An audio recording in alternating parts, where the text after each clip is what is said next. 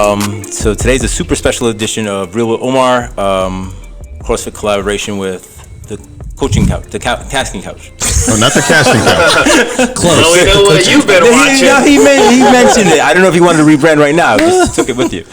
I took it with me. It's the coaching couch. Coaching couch, yes, sir. And I think it's super important to have all types of industries on my show. So I wanted to have you guys on, and thanks for coming on. I appreciate it. Manny, I think, when did Maggie start working for you? 3 years ago, I'd say? Yeah, 2 or 3 years ago. I mean, things blend in so much that I have no idea where I am in time. Yeah. Like every day's the day. That's what, you ask me what day is it? The day. The day to get it done. It doesn't matter what day it is. But you have 2 locations, right? Yeah. Northeast Health and Performance, and you started as a CrossFit box solely. How many years ago? February will be 9 years as a CrossFit affiliate. So let me ask you. So here's the question, right? So I think you're the largest by square footage in the Northeast somewhere. As far as facility-wise, yeah. No. I mean, we have one of the larger facilities, but not the largest. In Westchester, we're one of the largest square footage-wise, but membership-wise, we would be the largest. Okay, so the question is, you finished college, and or during college. When did you figure out this is what I want to do with my life?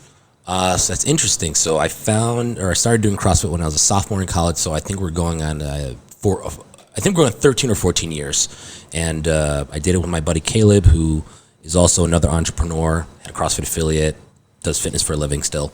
And when we were in college, we had always lightly talked about, that he was going to be a physical therapist, and I would, have my personal training or CrossFit gym inside the same place. We ended up going in different paths and ended up pretty much coming back together at some point because I ended up getting my degree in teaching, taught for a few years while also coaching at a CrossFit gym. And then teaching didn't work out so well, and I was like, man, it would be pretty cool to start this CrossFit thing full time. So I went on Craigslist, found a really small space in Scarsdale. On Craigslist, yeah. For those that know what Craigslist is, yeah. I don't know. Is it still around? Yeah, of course. Oh, yeah, it's not going anywhere anytime soon. I'm out of touch, man. I'm sorry. It goes, Cameron. Those are the back pages. Damn. But yeah, I know what you're saying. Right. But I found a place in Scarsdale that was cheap and small. And I just opened up the affiliate right from there while I was still teaching and still finishing my master's. And then about 6 months of being an affiliate owner, I called up my principal, said I was not coming back.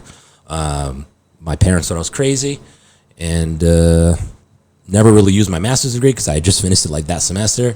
And man. 9 years later. 9 years later. Here we are. Boom.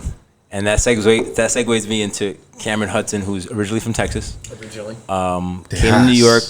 Came to New York from you were at Iona College? Yep. Getting your master's or your? No, so I did my undergrad at Iona. Okay. I played water polo there. And then, Water polo. Yeah, and then when I was trying to figure out what the next step was, I ended up doing my MBA at Iona, working for the school. In what? About financial management. Financial management, right. Yeah, that's right, fellas. I see the camera crew. They're like making he was wearing a little mankini. He had that, bro. Oh, yeah. No, I think they're from I still Iona got it too. in the That's why truck. they liked it. Oh, all right, okay. That's what happened. Manny's seen it in action. Yeah, it's weird. I saw it once. I was a little appalled. I ain't gonna lie.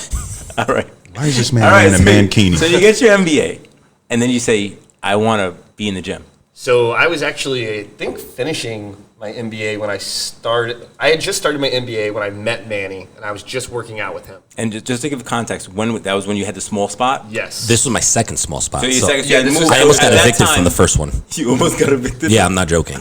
Okay. So you got evicted from the first spot. You opened your second spot, and this is where you meet him. Yeah, so I met Manny, and then... and at that time, how many people in the gym, kind of? Probably around 70. Okay. All right. Yeah. So you met Manny as a client? Yeah, I was just a regular client. You So were I did Monday, Wednesday, Friday, 6:30 in the morning. Okay. Pretty much. But yeah, I was working full-time. I was doing school at night, and I was coaching at Here? the college. Oh, at the college. Everything at the college. Okay. Yeah, so my coach needed an assistant, so I stepped up and did that, which turned into he had a really bad neck injury. He had to sit the season out. He wasn't allowed on campus. So you became the head coach? So I became the head coach, interim. Nice. And I had to travel with the team every weekend. So life was really crazy for about a year. And Wow, I didn't know that. yeah, and so that's what got what we're me here for, into the coaching was being in that head coach role. I really got exposed to working with, the kids and all of that sort of stuff. And I really liked it. And I had a couple parents pull me aside and they're like, this is what you need to do. Like, you're natural at this. You need to be coaching in some It was a good capacity. fit. It was a good fit. There's not a ton of water polo jobs and they don't pay super well. And That's an Olympic sport, though, right? yeah, Okay. there's just not a ton of money in it. So it's breakdancing. About time. About time. So when I was like trying to think like, all right, well, how do I get coaching to be something that I can make money at Right. and make it into like a job? Spoke to Manny, started shadowing for 6-7 months. Was he Started- your first coach? No. Oh, okay. Well, other Second? people? Third? Okay. Something It's like been that. 9 years. I wasn't the That's first. old. It's all a blur. I to was- me. Yeah, pretty much. I came later in the game. But yeah, and it just kind of went from there. It went from teaching a few classes a week to taking on more and more. And then, over the years, it's just kind of grown from there. So at what point did it get to you, for you in your business, that you had to move to the larger space in Eastchester now? We were bursting at the seams. Like, give me kind of square footage. Like, what is that? We were in 750 square feet. Right. And before we moved, we were, I think, around 100. Right. Between And 90 so and all your 100. classes are packed and... Unsafely packed. Yeah. And Okay, well, that's a good 750 problem for small business. Yeah, I mean, it's definitely a good place to be. Mm-hmm. And to be honest, if I could do it all over again, I'd probably stay in 750 square feet. Oh, okay. Yeah, I think it's a more sustainable business model, less of a headache. I could go on and on Okay. about it, but at that time, in 2013, I believe it was, a bit bigger was better. Right. And I had this big dream. So yeah, we were bursting out the seams, and then found Eastchester on Craigslist. And Again? yeah, dude. It's great. So here's the thing: a lot of realtors, when I tell them I need a grungy space with really low overhead and all this other stuff, they're like, oh sweet, and then they bring you to a shopping center, and then is this completely unaffordable Okay. with the business model, and especially with noise. Right. So found it on Craigslist. Got kicked out of there. So you're working with him at the 750 square feet. No, you're I just didn't climbed. come in until Eastchester. So when where Eastchester we're came at in, you now. needed more manpower because it was a bigger space, and then the capacity for classes is crazy, right? Because you have so much more space. Yeah. Yeah. Don't break it. Don't break My it. spring just broke. You broke it. Yeah, it was funny because I was actually going to say, looking at old pictures from the Eastchester location, we only had one rig in the back. Wow. So that back rig was the only thing that was there. So where the side rig is now, Mm-hmm. that was the wall. So that was it. You didn't do anything else there. It was We didn't cavernous. have the standalone rig that we have now, thanks to COVID. So the gym just looked a ton different. So on Facebook, memories when stuff pops up, I'm like, That's the biggest gym I ever walked into. Agreed. it looked 10 Crazy. times bigger because there was one rig. It had 4 squat racks. That was Crazy. it. The first time I went in there with wifey, I was like, wow. Yeah. It's it has a shock value. You're like, Yeah. wow. High ceilings, yeah, just kind of oh. Yeah, I think the ceilings actually make it because that space is not even 5,000 square feet. But it's at the height. Yeah, The height it's gives the everything. ceilings. Height is everything. So, all right. So now you're the no Fuck off, man. I was gonna say, You walked into it though. I'm like, man, he's the only one that has to worry about that. I know. I'm like, come on, man. Height is everything. Love it. All right. It's okay. Ask him how uncomfortable he gets on airplanes. I fly first class. I'm good. But anyway, but that's why. That's why. All right. So you work with Manny, and now you guys have grown it into 2 locations now, right? And you're the chief operating officer or chief general manager, or We've actually, I don't even. what are Yeah, you? what is your title? Yeah, So we I think don't- my who title are now you? is director of operations, Okay. I like that. but I don't know. I just I just call you GM. Get it but- done. yeah, I Get don't it really done. care. Sometimes I'll I'll say I'll a switch it. manager. That's a sports analogy, GM. That's I'll good. switch it. I'll He's switch the it. owner. I'm not really too hung up on the title. I'm basically Manny's right hand man. So he calls me all the There time. was consigliere. Yeah, and then he just tells me what to do, and And then you make it. I You execute it. Everybody needs an executioner. Yep. I got a video about that. And then thirdly, we have Jay. Lacayo's the last I was name. gonna say Alcavado. All right, Lacayo. I looked you up. All right, Lacayo. There you go. I don't know why Last name of- Alcavado, but Lacayo, avocado. Lacayo, Alcavado. I'm sorry. My Same, name's same. Figueroa. You can chop it up if you All good, want. I'll take it. And you have your own podcast, right? Yeah. You are, and you can stop me whenever I say something wrong. You're a SWAT team guy? Yeah. Right? So you go in there, tactical SWAT. What is it? Special Weapons and Tactics. Special Weapons and Tactics. Look at that. How special is that? underneath And umbrella. avid, you're a tactical athlete? Tactical athlete That's what I read / about CrossFitter. Okay. And you've been here at Hawthorne for how long? Oh, man. So I was here before these guys purchased it. Okay. It was CrossFit XT before these guys bought it. XT? XT. Okay. Yeah. Okay. Extreme Training. I think that's what the XT stood for. Original. Yeah, I was here for about 3 years, and then Manny came. And So in total, you've been here now? How long? like 4. Yeah. You've only been here a year. Yep. It feels so much longer. Year and a half. It'll be 2 years in April. Okay. So then let's go into what other things are you doing? I know you have a podcast going on. Oh, yeah. Talk about that. Like I am let a us jack know. of all trades. I've been on a reality dating show on Netflix called Dating Around Season 1. What episode? Let's look it up. Yeah, Episode 2, Season 1, Gurky was the female's name. So I've done that. How'd it go? Watch the show? It was, watch the show, man. That's the best thing I could tell you. I got some other things in the works with some reality TV. Nice. So I'm actually doing a tactical athlete seminar with this company that just hired me called O2X Performance. Okay. It's basically just a tactical athlete,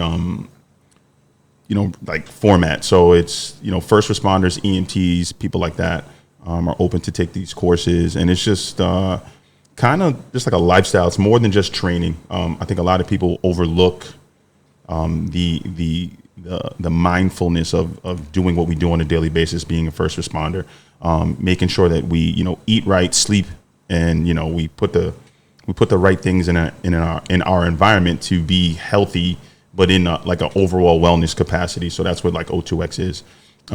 So I've been doing that. I'm super stoked. I have my first seminar in Cherry Hill from the 15th to the 18th. Jersey? Jersey. Okay, Yeah. So okay. I'm super excited about that. I'm looking forward to doing more of these events. I want to go see it. So how did this come about, the coaching couch? Ooh. I want to hear about that, because I can tell you when the pandemic first hit, my first, like obviously in the financial sector, what I do with loans and real estate, everybody was, the sky was falling, and it was ugly. It was ugly, but I had to figure out what the next step was, because if you just stay reacting, you're just going to end up, the bad analogy is dying. You just stay there, just wait for something to happen, and you got to go make something happen. So I remember it being in March, and I called JC. I was like, look, we got to get in front of more eyeballs. We got to, I knew what I had to do, because I couldn't do this anymore. I couldn't go meet people, network, whatever. People come people try to come to my office now. You can do it by appointment, but my office is set up with a 15-car parking lot with a gate with a code and a gate to get in. So if you're not invited, you can't get to me. in, yeah. But people they lean over, they knock on the door, they ring the bell, and safety. I'm like, I'll do it by appointment, but it's a way. You don't want to push the client away, but you got to do it in the smartest term possible, and that's what it became for me. So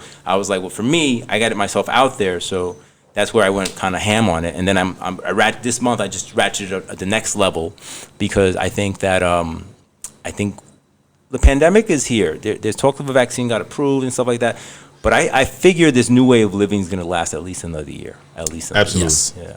And what do you think in terms? I mean, I think you've done a tremendous job with pivoting and having healthy and safe precautions for your members. Thank you. What did you do like a mastermind with other CrossFit owners? Or everybody's on their own. It's just you and your consigliere, your right hand man. Yeah. And sometimes it's just the people with you. The more that you guys say that, I like it. Yeah, man. know, Everybody know, needs see? one. It's really sticking. Yeah, all right. Yes. You're welcome. You're welcome. I need to get new business cards. Put it even on my spell IG profile. Yeah. So how did that happen? Yeah, so it was essentially a lot of talks with Cameron. I don't mean to talk that much crap about a lot of the affiliate forums and stuff like that, but it's like the blind leading the blind. Okay. So after reading a few things, I was like, screw this, man. We need to buckle down and trust our instincts and go with what we think is right. Starting a podcast was something we had lightly talked about for a while, but it was never a priority because we didn't really have a nudge to do it. Yeah, you had other And things we to do. tried it before. You did. Okay. Yes. Yeah. Look, we're being honest here. I like that, guys. Yeah. We're being honest. That was You want to before. talk That was about before Killers Jump and Man. Outlaws with Caleb? Oh, yeah. So I had a podcast way before with my buddy Caleb, who we did CrossFit together when I was in college. Is he the Jedi thing on Instagram, no, like the no. Pain Jedi? Is that somebody that's else? my buddy Natty. All right, yeah. No, that's a cool name. the Shout Pain out to Jedi. Natty. Yeah, the Pain Jedi. That was pretty Biokinetics. cool. Yeah. But yeah, I had a podcast before, but it was a little bit difficult to coordinate because he lives in Albany and stuff like that. That is hard. So yeah, we had lightly talked about doing one that was just for the gym, and then the pandemic really accelerated a lot of these content related ideas, and it might have been our media guy Bruno that might have suggested, or it might have been you. No, I was actually going to say it was between Jay and Bruno, because Jay's been doing podcasts and stuff extensively. Have you? For a while How now. long? How many years? Probably about like a year and a half. Okay. But it just kind of picked up steam quickly. And I noticed right away when these guys came and bought the location, and the more I started to speak to Manny and the more I started to speak to Cam, I was like, I really enjoyed talking to these guys. And not only are they very intelligent, but they're very insightful guys as well. So they're always open to listening to people's ideas. But more importantly, they knew a lot about like the sport, and their coaching I thought was, and I don't mean to talk crap about any other CrossFit affiliate in the area, but I just was really involved in their coaching. I liked their methodology. I just felt like it worked for me.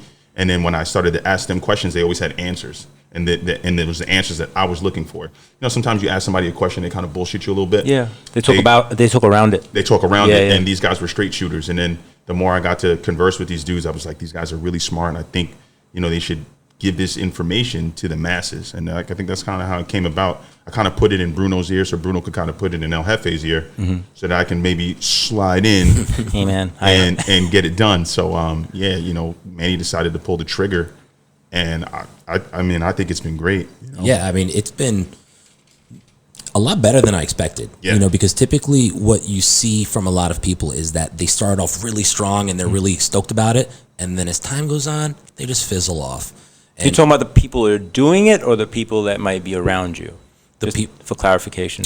people that are doing it. Okay. You know, yeah. so I mean, You get really excited about a new idea, and You get spend like a motivated. month, and you're like, everything revolves around that, And then, yeah. and then you lose. Then you steam, forget and you're about it, like, yeah. Yeah, so it's all about like consistency. yeah, like I love studying people's social media. Do you? Yeah, I don't like posting on it. I actually You troll? low key to my brain. It's some of my friends. Yo, But Manny's a troll. Okay, man, he's a troll. I'm a low key troll. I don't comment. I just observe. Okay. And then you keep it to yourself. There's a And difference. then I send it to a select few of my friends. What do to you guys laugh at. think about this? I'm like, yo, look at these motherfuckers, these dumbasses.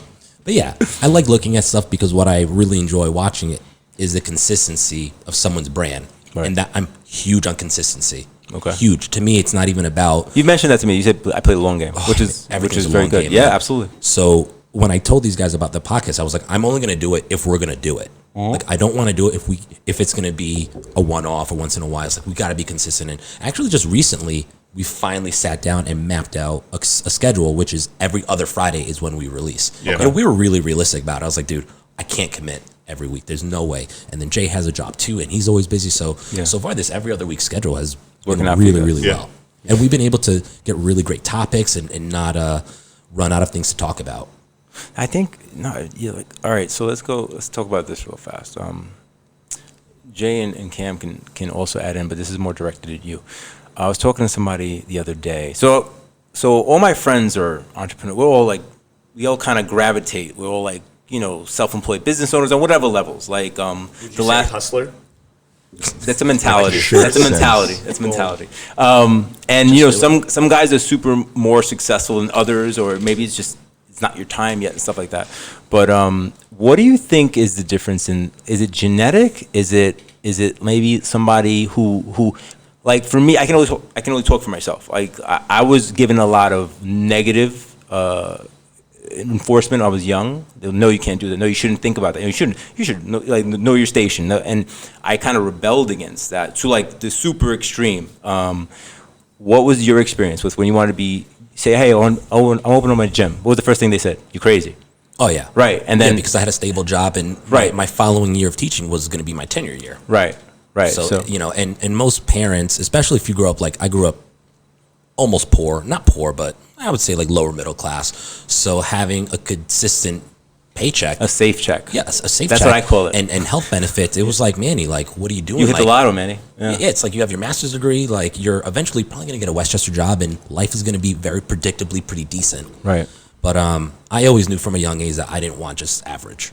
Which So- is nothing wrong with being a teacher or anything like that. But Yeah, I always, it just I always wasn't had for you. plans. Yeah, It just wasn't for you. Yeah, I always had plans to do more. I'm going to chime in on that.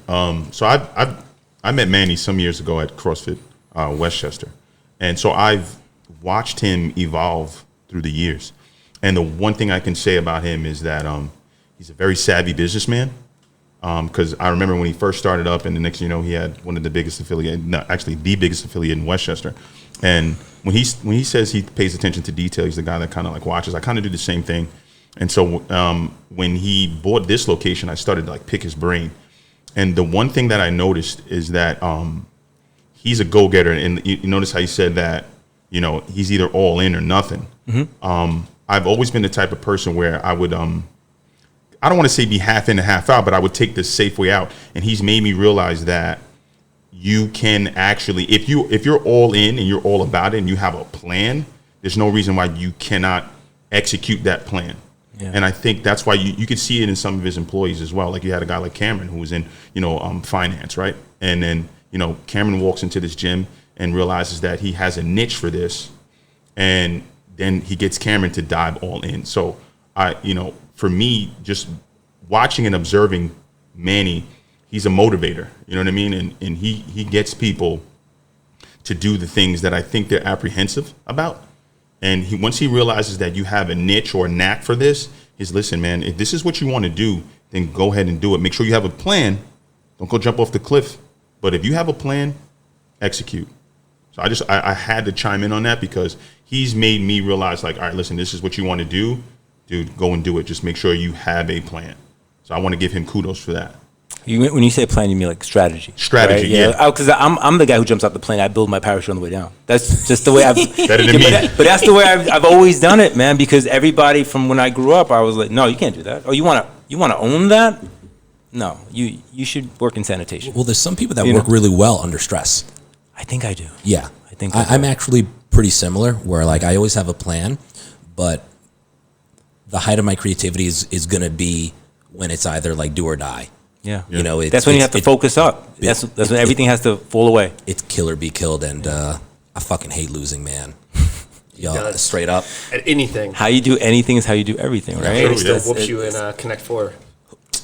See? Yo, man, relax. She beat me once. He just got Maybe hyped. twice. So his face like, Yeah. He was tired. He's like, again. Who are you playing? We gotta Run it Connect back. 4. We were like an axe throwing thing, and they had like a Connect 4.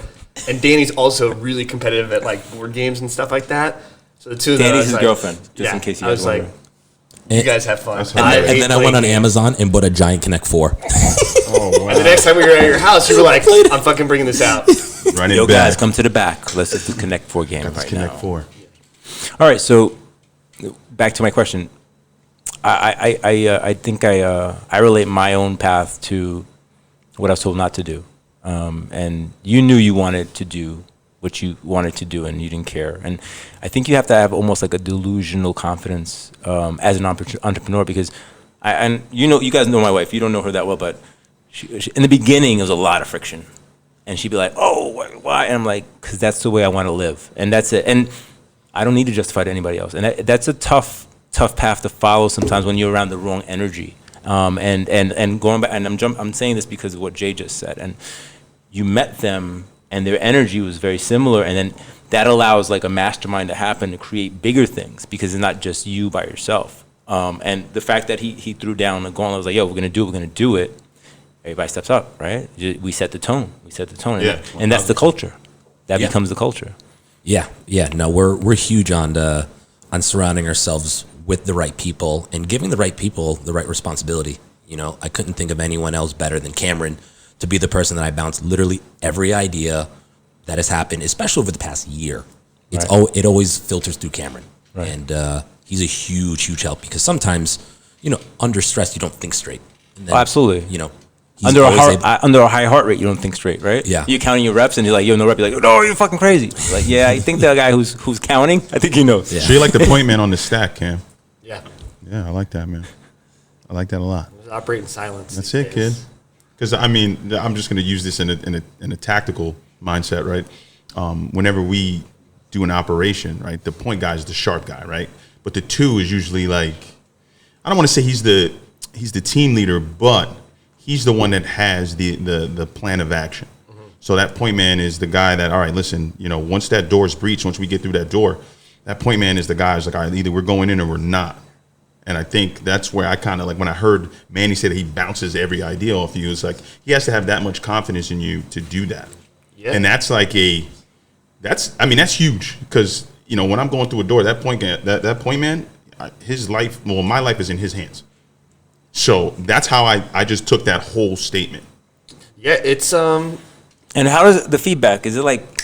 So is it some like instantaneous, Manny or do you? I kind of created. I'll give you like a quick rundown. So when I was starting coaching, Manny and I would work out together after the 9:30 class, because I would teach it with Manny. Okay. That kind of developed like the relationship, because we'd work out, we'd do the same shit, and then fast forward several years, then he puts me into more of like the management role.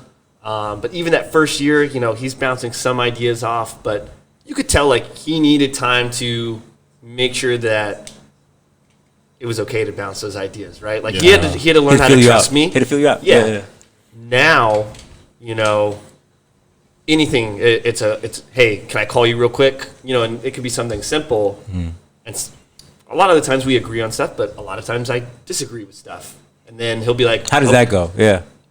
He'll ask me why. He'll be like, okay, why do you disagree? And I have to explain my position, and then we work it out. Sometimes he's like, okay, I see what you're saying. That makes sense. Other times he's like, okay, well, now let me ask you this.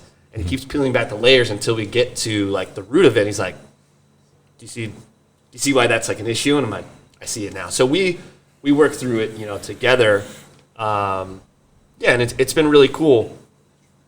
But, he has 2 kids now. He's trying to remove himself from being on the floor and stuff like that. So he's kind of in the skybox, and he calls it out, and then I'm more in the trenches. So I deal with more of the people day to day. I deal with more of the staff on a regular basis and stuff like that.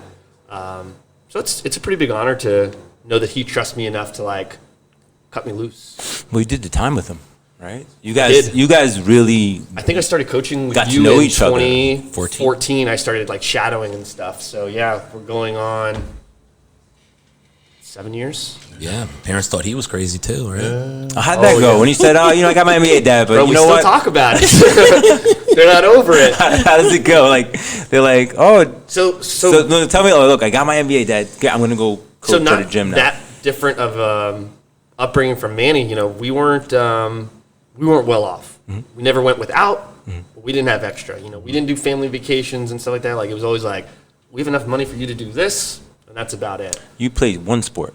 That's it.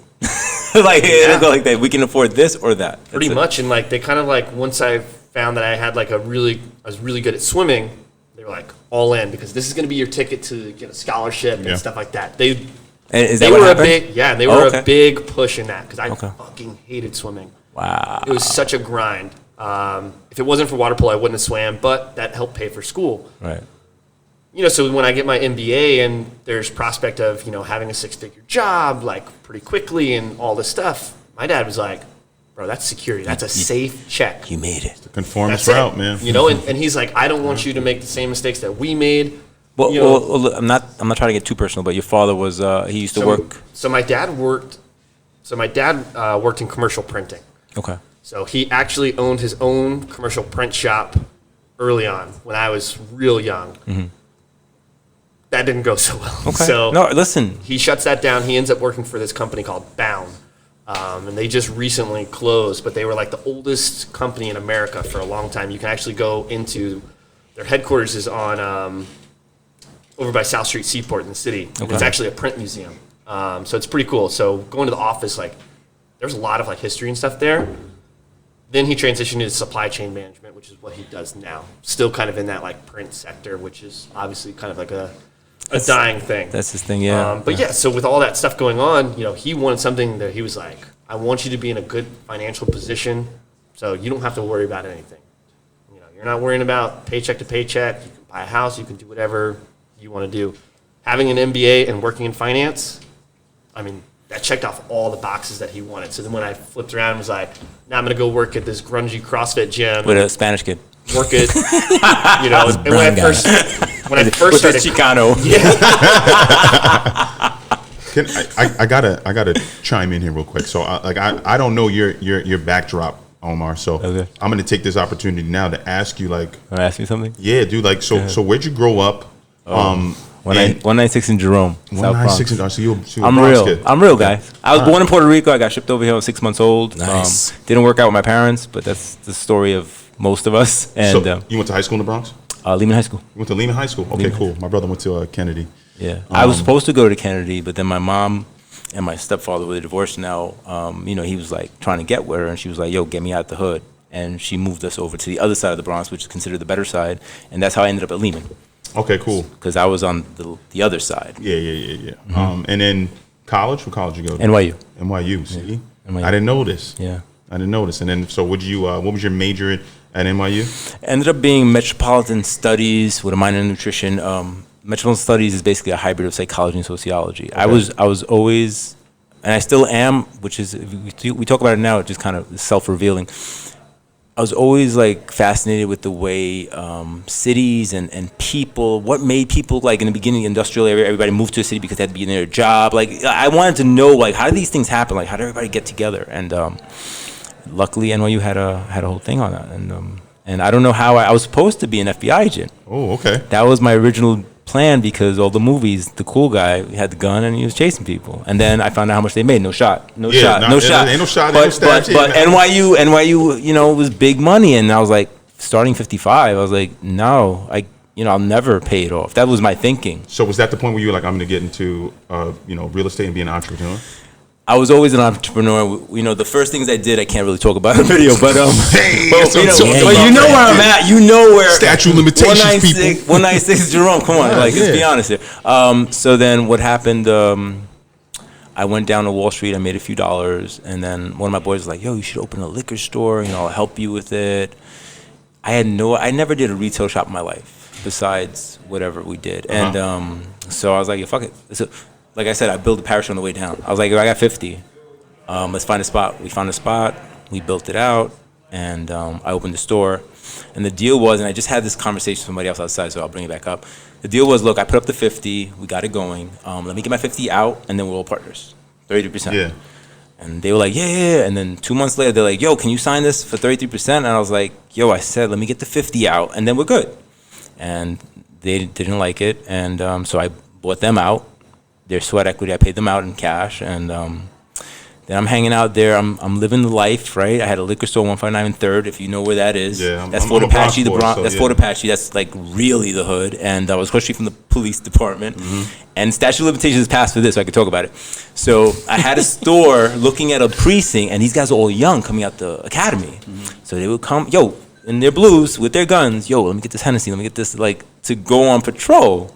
So I thought to myself, I was like, yo, if I make a little back room with cigars and I could make more money and be safe. So I opened up another portion, and I had that going for a while. Like the cops were hanging fully dressed in blues. Yo, what year was this? I got to ask. 99. 99. When So everything was popping. That's back 99, when, yeah. 2001. So that's what I would just always see, like, yo, what if, like, value add, right? The terms that people use now. I was like, how can I get more value for these guys and retain them and they buy more? And I started doing that. And then the opportunity to open up a nightclub opened up for me on Castle Hill.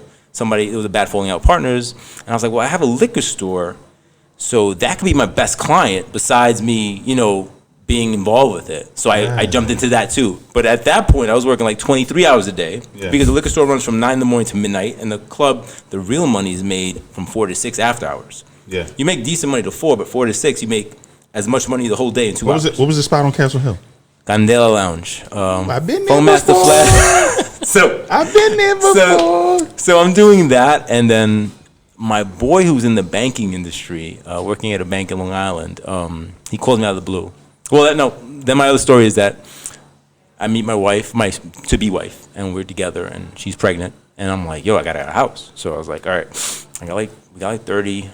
I started looking. Then my mom was like, hey, what's gonna happen to me? Because so I was like, all right, let's buy a 2-family. You down? Okay, so we buy a 2-family. So the first time I go to the bank, Capital One, Capital One in business, Norfolk, which is now Capital One. I went over there, so I banked, and I didn't know anything. So I go up to the lady, I forgot her name. She sits me down. I said, look, I got this amount of money. This is our credit score. My tax returns don't really show that much, but I know everybody and their mother can get a loan, so what can we do? So she looks through a book and she goes, yeah, I can't help you, I'm sorry. So my why was so big, I had to make it happen. So I called my boy up and I was like, yo, I got to get a loan, bro. Everybody's getting a loan. He's like, yo, I got you. And he connected me with somebody else. Anyway, get the loan. I find the house, buy the house, we're done. After that, he tells the owner of the bank, yo, you got to be my cousin. He calls me his cousin. We're not blood related, but he's one of those guys. Guys, when you're young, you take care of them. You got to be my cousin Omar, you know. So he's the owner of a bank, this older Jewish guy. And he tells, you got to meet him. Because he's like, yo, I want to reinvest in the Bronx. Like, that was on the time. But he was like, I want to deploy some capital. Those are the terms that we use in the mortgage business. He goes, yo, go meet my cousin. We'll make it happen. So I was like, all right. So he calls me up. Hey, my name is, I'll leave it off the record. And he comes to meet me in my liquor store. My man pulls up in the X5 with some swish pants and a dress shirt tucked in, which was the weirdest shit I ever seen in my life on a Saturday. Yeah, I'm like, on a Saturday, so it still affects me. Sandals to this day. too? That's called no drip right there. That's no drip. Like some Reeboks. So he Sounds like my kind of guy. Yeah, so That's some shit Cam wear right there. So he hits me up with the pitch. This is what I'm looking to do. This is what I'm looking to pay you. So I was like, all right, I make 6%. You buy something, the face value of the property. Like, this is where I learned real estate. I was like, bet. So I found something really quick, like in a week. And he bought it. And I made some money. I was like, wow, okay. So then he calls me to his bank. He's like, listen, man, you're really good with people. We did some other deals too, but he calls me and he goes, look, man, how much do you make at the store? And I was like, well, I make like, like it was in 2003, 2004. I was like 120. He was like, you can make 5 times that doing loans. He was like, but you got to put your mind to it. He's like, you're a smart guy. You're good with people. I see a future for you.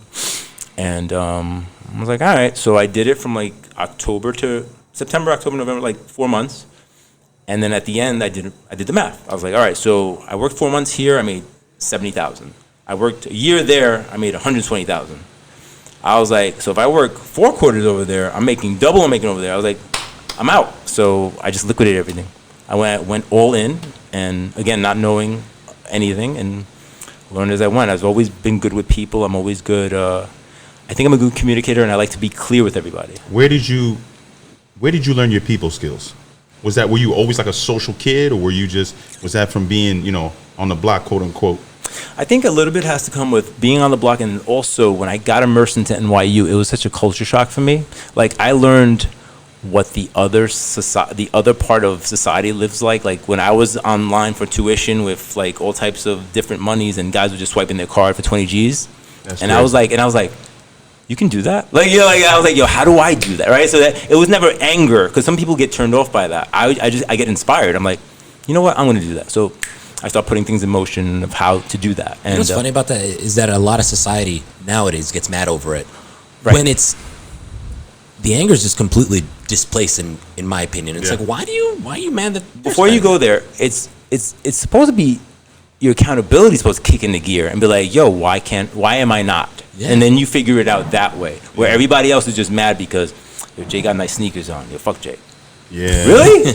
I'm like, yo, you can fight. You know what I'm saying? Like, it's a mindset thing. And for me, my mindset, I believe I'm very humble, and I'm always willing to learn. I said, the last guy I sat with, I think I told Jay, he sold his company for $650 million. Ooh. I'm like, all right, I see myself there. So let me pick your brain. And, and that's how I just go about it, and I apply it. I try to twist it into my own way and make it work from there.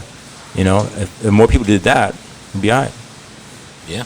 So, this now you're really, this has got my wheels turning. Let's go. So basically, you're self-taught in the real estate game. You have somebody teach you, but you don't have like an extensive background in real estate. You just kind of learn the game as you went.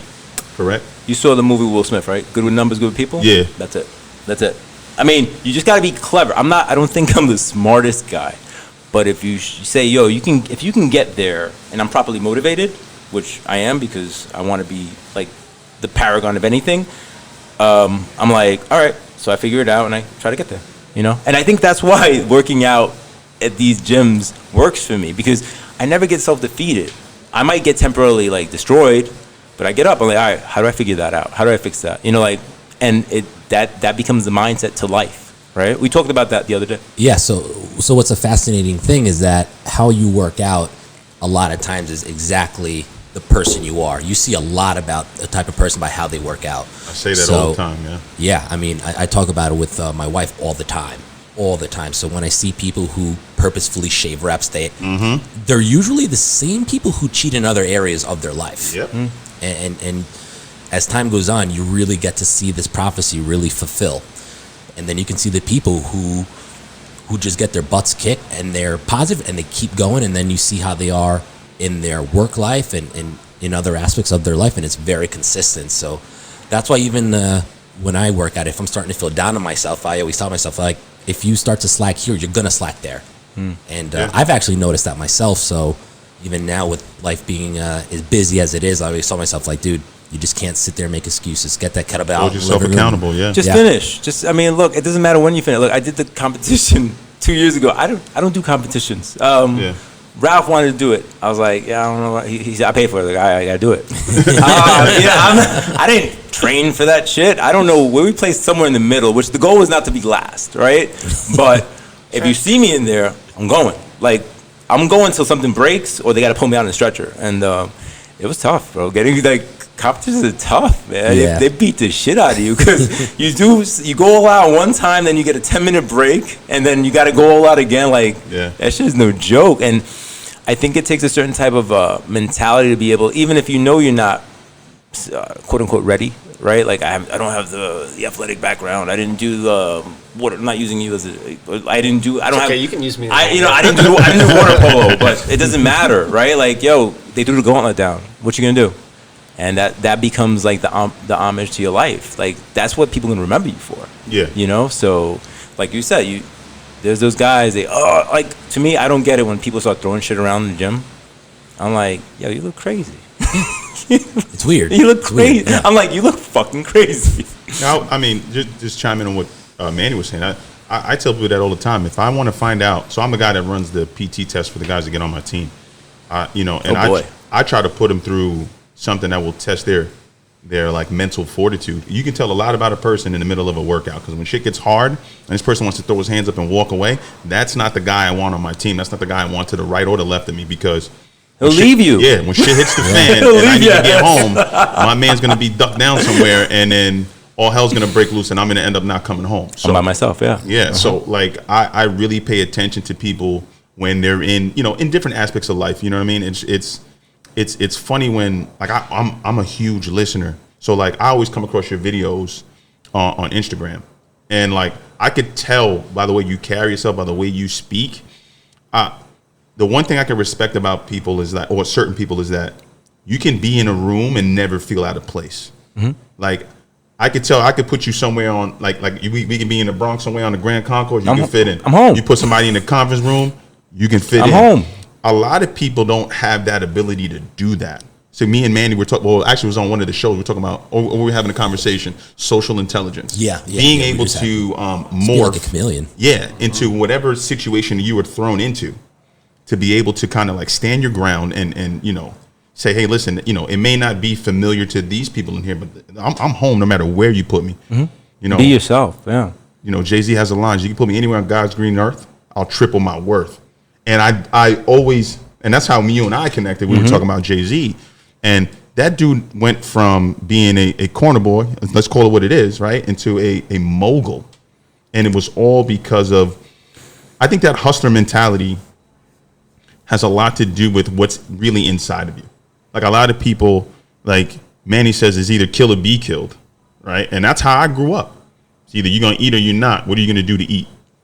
And when I think, you mentioned it earlier, you're like, is it genetic? And I think, Largely. I don't know if it's genetic, quote unquote, it got something to do with something. But like, it's not really something that you can like teach people to be at a certain extent. That. Like I can't teach somebody to be as motivated and as driven as Omar or Manny. You can't teach hunger. You can't teach And I think that coming from, look, I wanted to touch on something else, which we'll talk about because it might affect you too, but it does affect these guys. So our parents, they have this reality, and their beliefs are based on their reality. So they loved that you could get a safe check, because I was talking to my mother last night. My mother has, she's had significant strokes, and so she's very reflective, because all she remembers is the past. She doesn't really remember the future. And can you remember the future? Well, the present. I'm sorry. Good catch. I was Good like, catch. Good one. oh Good catch. man, they do exist. I was like, I knew it. So you know, like they just want better for us. But the big question becomes, all right, so because you didn't do it, does it mean I can't do it, right? And they're just like it goes back to you guys meeting and being together with this podcast. Just as another example, is like it's who you surround yourself with that will enable you to propel maybe to the next level, Yeah.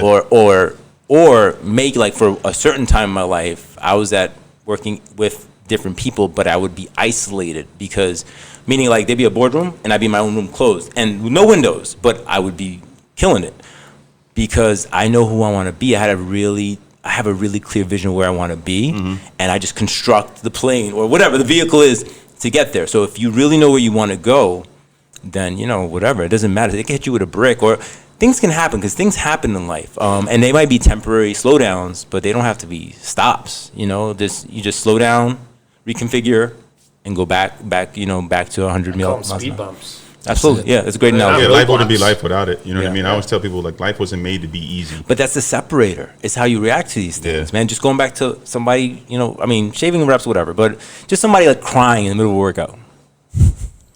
Yo, did somebody kill you? Did somebody No shoot crying you? in CrossFit. You know what I'm saying? Like, I'm like, what? What I are you? remember I had a coach that was like that. He's we would crying? play football. No, he'd be like, "Are you injured or are you hurt?"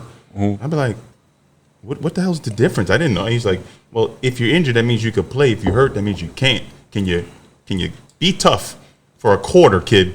I was like, "All right, I guess I could get through it." And I think from that point on, unless I'll die out there, put it that way, before I give up on myself. Because a lot of people will use something and make it a crutch or make it an excuse, and I get it all the time when I'm at work. Well, like, I don't have a fair shot out here. Listen, all of us grew up in whatever environments that we grew up in, right? But our parents taught us right from wrong, or you know what's right, you know what's wrong. It's your decision to do X, Y, and Z. Nobody put a gun to your head and said you get to a certain age, and you have to make decisions for yourself. Right? You're in school, if you steal a pencil, you get in trouble for that. So you know what's right and what's wrong. When you wake up one day and decide that you're going to do X, Y, and Z, there's consequences to your actions. And if you don't want to, hold yourself accountable to that, then I don't know what else to tell you.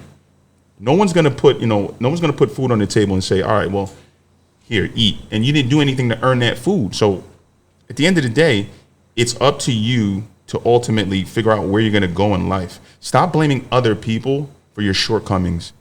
Because, I mean, that's exactly what's wrong with the world now. It's like everybody's like looking to blame somebody instead of looking at themselves. Look at the person in the mirror. That's probably why you're having the issues that you have. And that's why I like to be around people who are successful and who are, looking to always progress in life. I don't want to be, when someone gets here and says, all right, I'm good here, complacency kills. So I want to be around people who are going to push me to be the best human being that I could be. But if I'm the smartest person in the room, then I'm in the wrong room. So that's why I like to be around guys like this and be at a table and partake in this type of fellowship, because every time a person speaks here, I'm taking mental notes.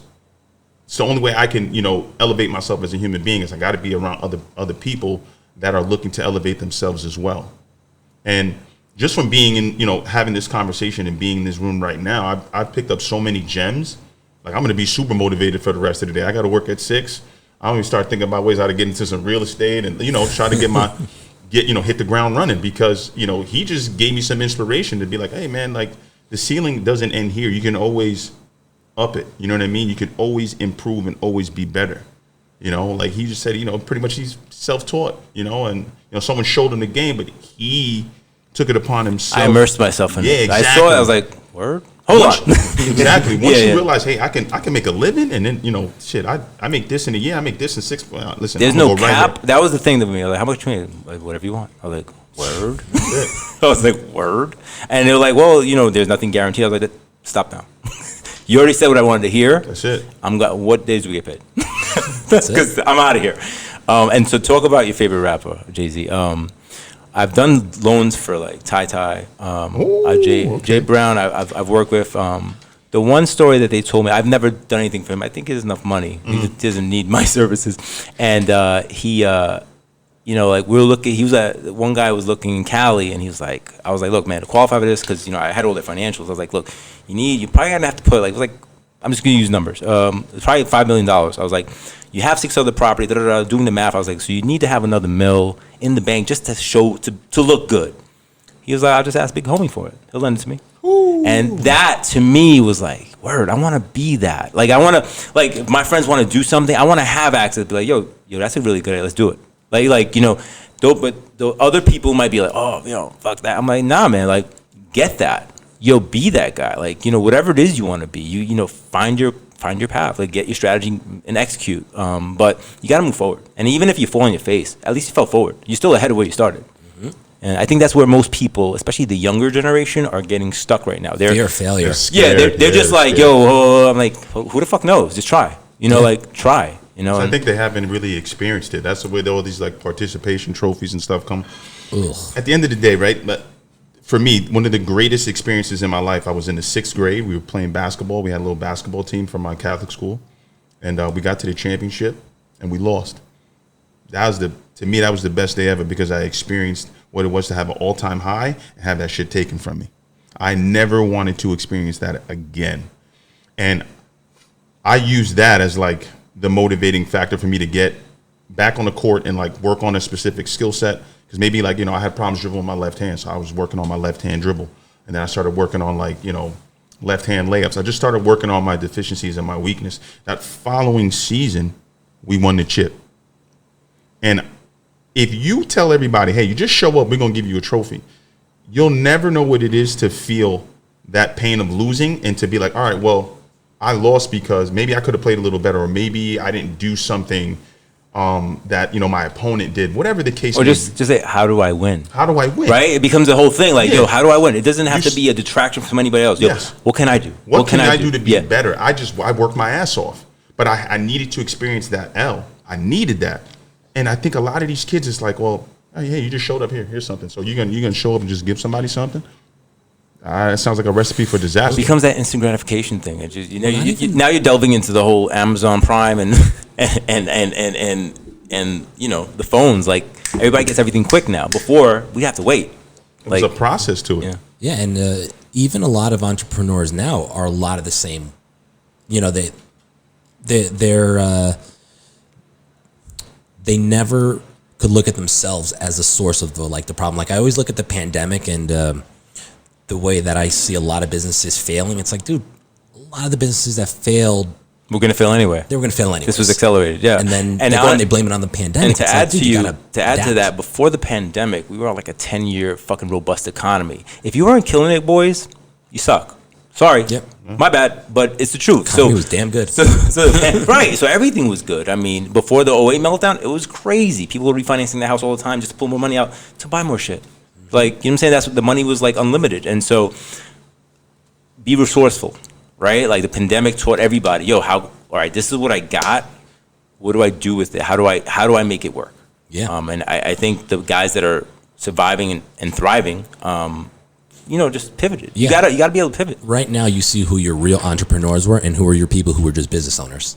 Absolutely. There was a huge difference. You know, people failed to adapt. And I was telling my whole team this recently, was that we're going to see more gyms close now than we did during the pandemic, because a lot of them are going to be unable to adapt. They're going to continue to stick with the same thing before the pandemic, not realizing that the landscape has changed. It has changed completely. What about the artificial stimulation of the economy with the PPP loans and stuff like that? I mean, that's just a bullshit. Band-aids. I mean, but it's Band-aids, right? Like, so, okay, this gets you to next month. What now? Yeah. And that shit ran out a long time ago. It was a drop in the bucket. Yeah. Drop in the bucket, man. It was nothing.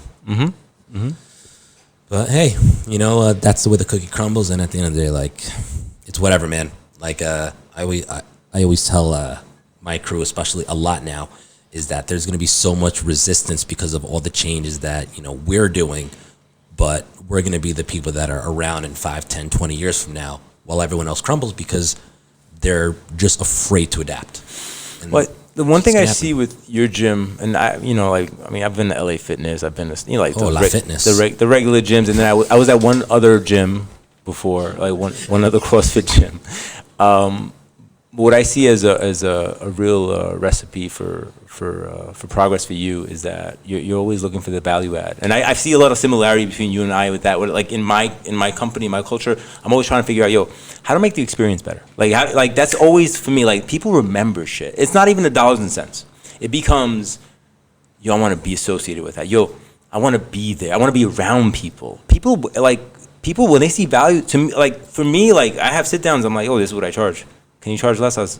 I could, but then I'd put you at the end of the list, or you can go somewhere else. Yeah. It's all love, Manny says the same thing. Yeah, give him. I almost get insulted now when people are like, I'm not sure. It's like, word. So you're pretty much saying my services aren't worth it. Are we going to talk about what's the elephant in going the on room? this week?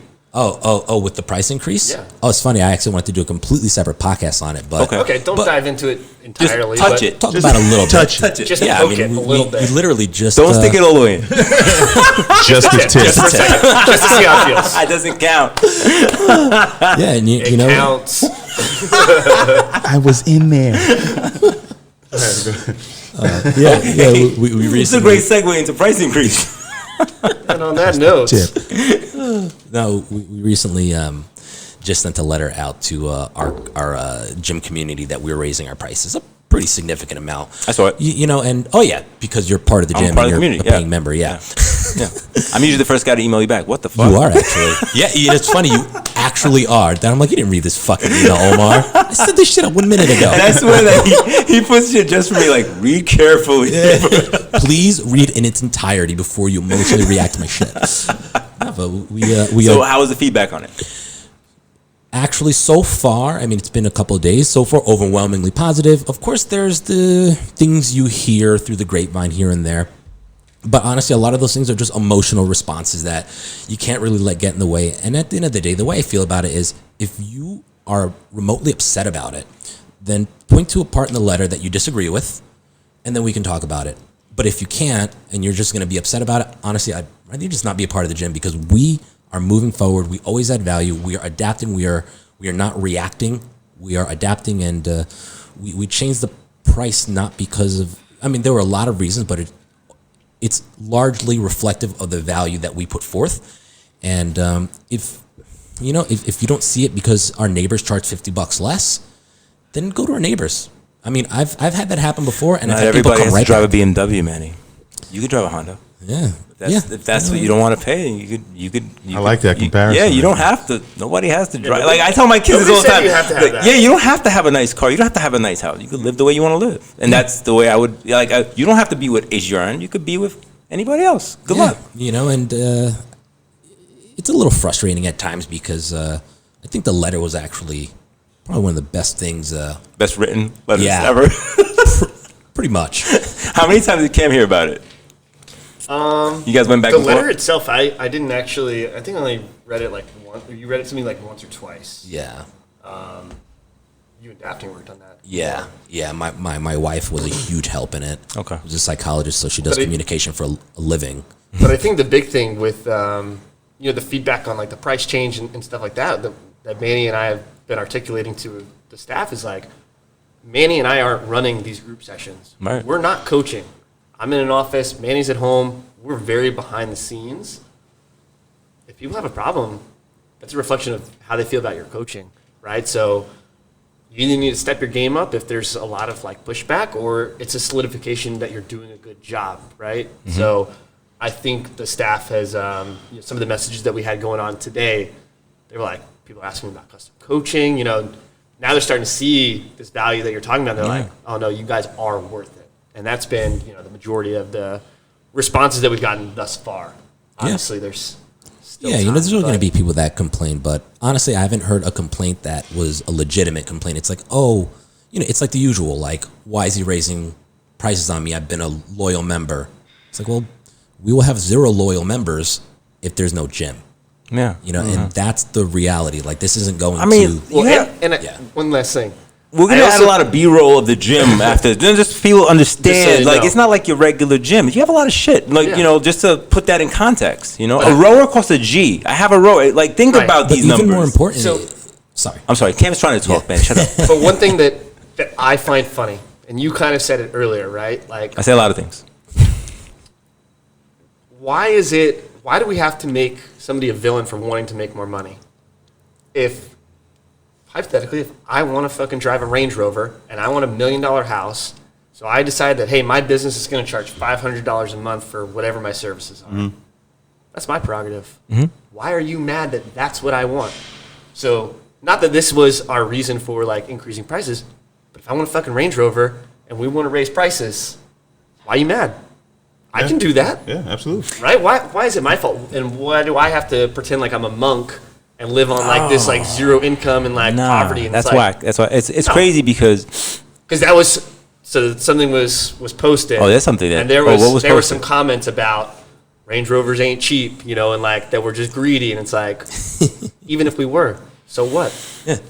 We're not, but Let's talk about it ain't like that. the gym is open from what 9 or 5:30 in the morning, right? So what's the last class? 8:30 at night. 8:30 at night, right? Yeah. So that's 15 hours, Yep. right? The 24 hours in a day, you sleep 8, And right? the majority of my staff are full-time career. We haven't finished. You have full-time staff. How many coaches do you have? Staff in total is like, I think 10 or 11. Okay.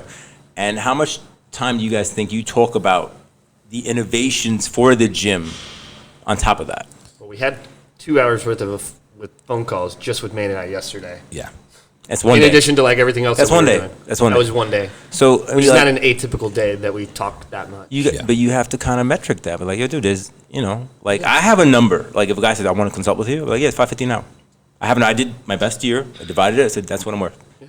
I've had people pay that just to, yo, how do I do this? So I'm like, all right, well, all right, let's, you know, like if you pay me, yeah, absolutely, I'm sit down. It's all it's gonna be there. But you know, if you don't want to pay me, that's cool. I'll be all right. You know, because If you don't see value in it, yeah, it's cool. then Go somewhere don't else. buy it. Yeah, good luck. Right. Go not buy the offended. cheaper option. Exactly. I would rather people leave because they don't value it the same way we do than pay and complain. Yeah. Like, just, you're not doing me a favor. Like a disgruntled Just- employee. You know, Yeah, just, you know, like, no hard feelings. I'm not offended if you want to go to the neighbor that, you know, is going to break your back and shit. Like, I don't care. You know, like, it break your doesn't- back. No, seriously, man. True. It doesn't bother me because I've been in this business long enough and I'm such an observer that I'm really confident about what the future landscape is shaping to look like. And I've been really good at staying ahead of the curve. I mean, for 9 years, always a step or two ahead. And, you know, I'm perfectly okay with how people feel about things because I've been pretty spot no, on keep with doing a lot what of you're doing, things. man. Obviously, you're on the right path. You've grown. And you know, like I said this before, I'll say it again. You want to be around the right people. So Yeah. if $10 a month, whatever it is a difference, then good. You know who really are your ride or dies. Yeah. Your fanatics. Yeah, to me, it's like, all right, well, if you don't see the value, then you're not our ideal client anyways. All right. You know, train, keep moving forward. All right. In closing, what do we have? Oh man, I took a lot of gems from. There's a lot. Yeah, man. When you value yourself, man, it gets hard for somebody else to tell you what you're worth. It's tough. I sat with somebody the A other little day. offensive. Yeah, they were like, "Yo, is. I like your brand." I was like, $5 million. He wanted me to like fold into him. I was like, "You give me $5 million." Oh, that's kind of extreme. I was like, Right. I'm gonna make it. So Yeah, so- either so you get to me now, I'm gonna make it. Yeah. Or it's going to be more expensive down the line.